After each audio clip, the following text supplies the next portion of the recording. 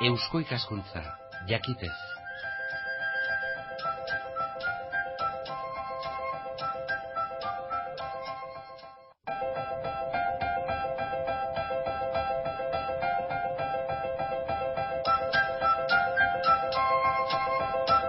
Hiru pentsalari, hiru idazle bildu zituen mahai inguru batek.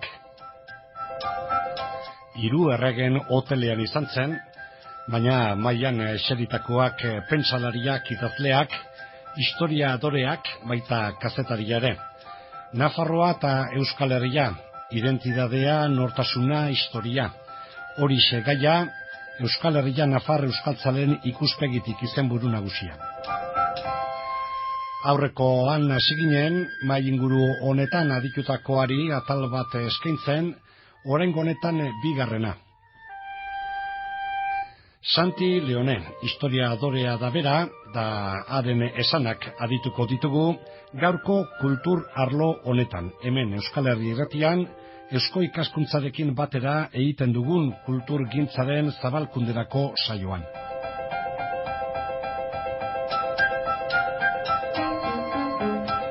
Euskal Herri imaginario baten alde izenburuarekin Santi Leonek plazan utzi berri xamarra du liburu bat, hilabete batzuk baditu. Nazioa zer den, edo naziotzat zer hartzen den, beste agertzen zuena, eta gero tesi historizistei kritika. Historiari garrantzi determinatzailea ematen diotenen azterketa. Geo baita ere, asmamenaren emaitza ote den nazioa, gai horiek landuta jorratu zituen liburuan Santi Leonek. Estenkada dialektikoak, esaten genuen bere garaian, gizon kritikoa baita eta baita ausardia eta beharrezko eta osasungarri zaigun eztabaidaren bizigarri. Hiru erregen hoteleko mahai inguruan Sabino Arana fundazioak antolatutako horretan, historia eta nortasuna horixe izan zuen lan arloa. Ze galdera egin behar diogun historiari nola hurbildu kritika eta historiaren arlora. Santi Leone. Nietzsche filosofo alemanak behin erran zuen, badela galdera bat aleman guztiek beraiekin beti daramatena. Eta hain zuzen ere, zerrote den aleman izatea. Behar bada antzeko zerbait erran liteke euskaldunoi buruz ere. Behar bada jarri dut eta antzeko zerbait, baina tira. Segurazki gauza era erran liteke euskaldunoi buruz ere. Eta are gehiago Euskal Herriko zoko honetara begiratzen badugu. Identitatearen inguruko egonezina egunaldiz biderkatzen baita hemen, Nafarroan. Nafarroaren identitate edota nortasunaren gai honetaz arduratutako lehendabizikoak soziologoak izan dira. Historiadoreak beranduago sartu dira gaian eta ez beti modurik onenean. Santi Leone. Behin eta berriz historiari zo egiten badiogu Nafar nortasunaz mintzatzeko edo Nafar nortasuna eskatedra definitzeko gehienetan. Historia izan bada gure identitatearen borrokagune nagusitarik edo nagusia. Normala da bertze jakintza alor batetik etorri behar izatea behingoz nortasun hori ikertzera, Hau da, ez definitzena baizik eta ikertzera. Zeren historialari anitzen ustearen kontra tresna bereziak eskatzen baititu delako ikerketa horrek. Hau da, nortasuna ikertzeak tresna bereziak eskatzen ditu. Eta ez baita aski artxiboko agiriak ederki ezagutzea, edo Nafar historiografia goitik beiti irakurri izana. Hori nortasuna behar bezala ikertu ahal izateko. Jakin behar da, gure galderei erantzun egokirik ematekotan, eta artxiboko dokumentuak nola irakurri, eta historiografia nola galdekatu bilatzen ditugun ilardespenak aurkituko baitugu. Nafarroako historialarien artean ordea ez da hori izan jarrerarik ohikoena. Historialariek identitatearen aferaz maiz solas egin badute ere, bi izan dira nire ustez modu egokian mintzatzeko eduki izan dituzten eta edukitzen dituzten gaur egun ere oztopoak. Bata ideologikoa, oztopo ideologiko bat, eta bigarrena metodologikoa. Ideologikoa. Nafar historialariek ez dute uste izan, eta gehienek ez dute uste gaur egun ere, identitatea ikertu behar dutenik, identitatea ikertu behar denik. Definitu behar dutela baizik, hori uste dute, Haiek, beraien lana da, identitatea definitzea eta ez ikertzea. Historialariek erran digute zer garen. Eta metodologikoa. Historialari gehienentzat, gure talde identitatea bigarren mailako ikergaia da. Hango edo hemengo dokumentu batetik erraz ondorioztatzekoa. Bertze modu batean erranda, oztopo ideologikoa eta oztopo metodologikoa nahasita. Historialariek, eta hau bereziki egia nabarristen kasuan, agiri historikoekin duten tratu ohikoarengatik, aspaldi ikasi dute, edo uste dute aspaldi ikasi dutela zein den Nafarroaren benetako nortasuna, eta gaiak, hortaz, begibistakoa izanik, ez du ikerketa berezirik merezi ez. Eta historialari jakintsu horri dagokion zeregin bakarra zera da, historiak irakatsi dion egia hori guri komunikatzea. Historialariak dokumentuetan ikusten du zein den Nafarroaren benetako nortasuna eta guri kontatzen dugu. Azken batean, eguneroko jardueran datak finkatzen eta egiazko gertakari positiboak aztertzen ari denarendako identitatearena gai lausoa da, gai mugarik gabeko gaia. Agian fikzioarekin eta istorioekin zerikusia handiagoa daukana letra larrizko historiarekin baina. Erran bezala, dokumentuak irakurtzea ez da nahikorik edo, nire ustez ez da nahikorik. Historialariak edo nola ere saiatu dira. Beren estilo simple trakets samarrean, baina saiatu dira. Santi Leone aditzen ari gara, historiara jo, erantzunen bila edo aldez aurretik norberak duen erantzuna konfirmatu edo egiaztatu nahian. Hori bai, uste bate oso zabaldua dagoena, zenbat eta antzinagokoa kontuan, orduan eta balio gehiagokoa.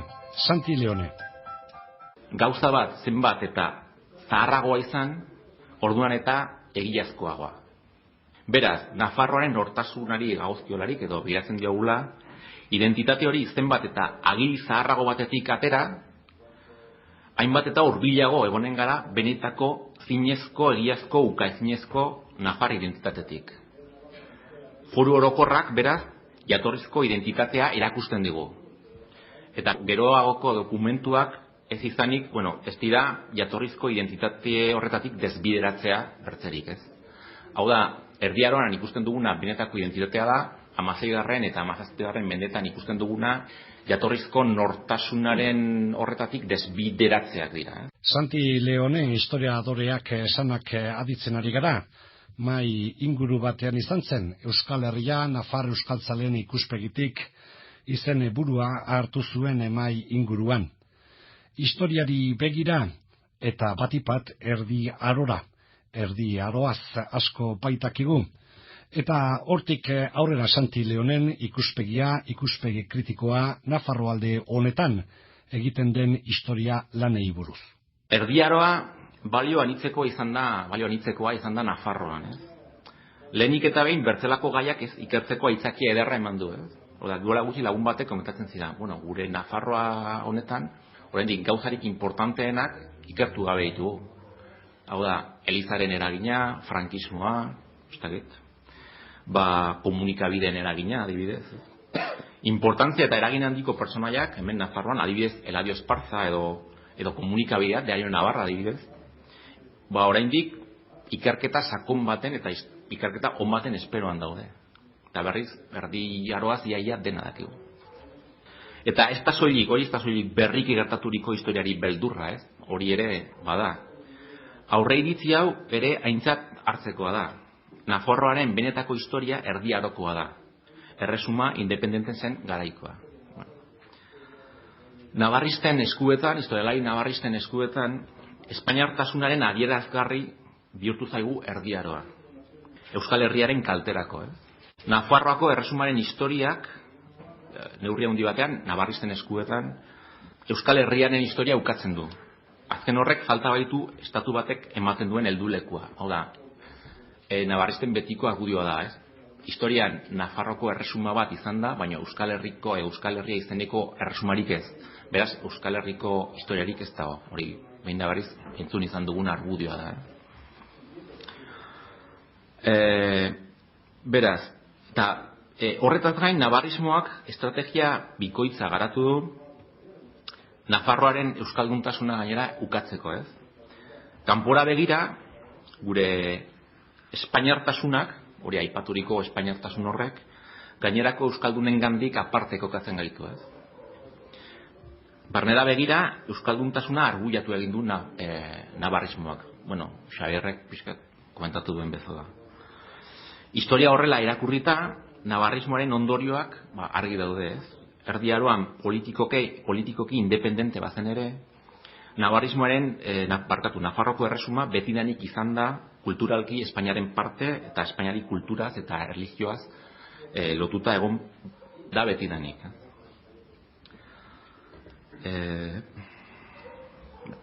Navarrismoak nolai Nafar estatuaren historia egiten digu, ez? Haren ikuspuntutik estatuak ematen baitu esparru posible bakarra historia egin ahal izateko.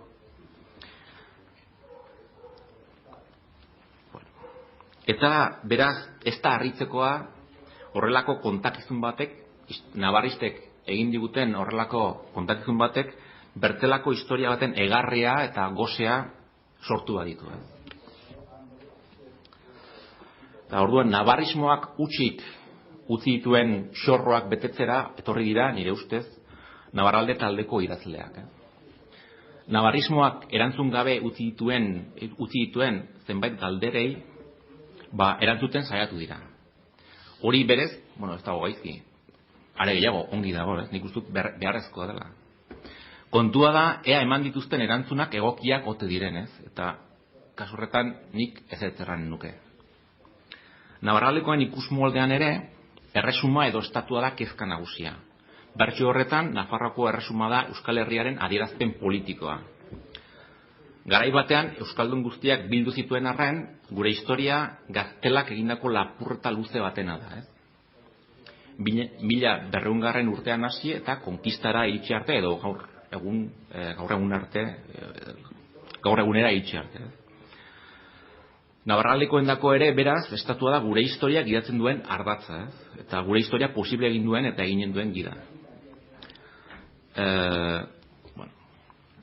Edo nola ere, erresumaren historia navarristari erantzuteko, orain Euskal Estatuaren historia dugu, ez? Alde batetik, navarristek egindako historia, eta orain bertzeo.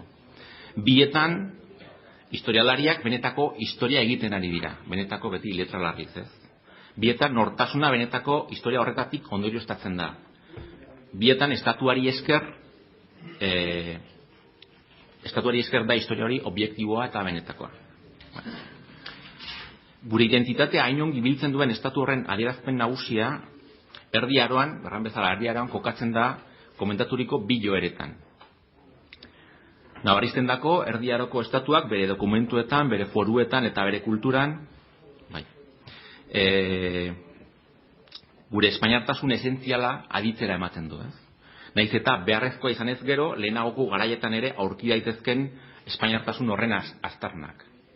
Eta Navarraldekoendako Erdi Aroko estatuak bere independentzian, bere borroketan eta bere kulturan gure euskalduntasun esentziala ematen du aditzera, nahiz eta beharrezkoa izan ez gero, antzinagoko garaietan ere kausitzen aldiren euskalduntasun horren arrastoak.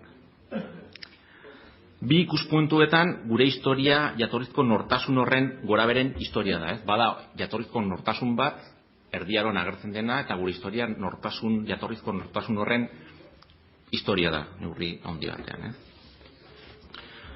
Nire ustez, gure jatorrizko nortasuna zein den bilatzen ibili beharrean, jatorrizko nortasunik baote den galdin beharko genuke, ez? Harrigarria baita, kontzeptu hori nork eta historialariek historiatik kanpo atera izana. Zeren, historia aldaketa bada, ulertu beharko genuke, identitate historikoak ere aldatu egiten direla. Hau da, ez dago jatorrizko nortasun benetakorik, ez?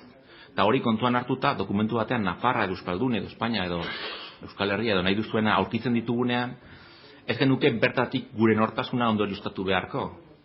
Dokumentu horretan delako hitz horrek zerra nahi duen galdegin beharko genuke, nire ustez. Bertzen modu batean adierazita, historian garaien garaiko behin-behineko egiak bilatu beharko gehintuzke, eta ez egia absolutuak. Horra Santi Leonek esandakoetako batzuk, gehiago ere esan baitzituen hemen pasarte batzu dira, entzun dizkiogunak. erdi aroaz gehiago dakigu, historia berriaz baino. Eta usteak, zabaldutakoak, zenbat eta zarrago, zenbat eta antzinakokoa dokumentua, orduan eta egiaren balioa handiagoa. Kritika, gaur egun Nafarroan historia nola egiten den, bai nafartarren lerrotik, nabarristen lerrotik, baita bestelakotik ere egiten den historia lanei. Nortasuna, identitatea, historiak berak erakutsiko ote digu, galdera irekia izan beharko litzateke, ote dago, edo deduzitzen alda, aurkitzen alda, nortasun edo identitaterik historian. Hauek eta gehiago hortaz Santi Leonek mairatu eta plazaratu dituenak. Hemen entzun dugu, Euskal Herria irratian, kultur arloan. Kulturgintzaren divulgazioari eskintzen diogun geure errebista dau, hitzezko errebista, hautik belarrirakoa. Euskal Herria irratian eusko ikaskuntzarekin batera egiten dugu kultur arloa.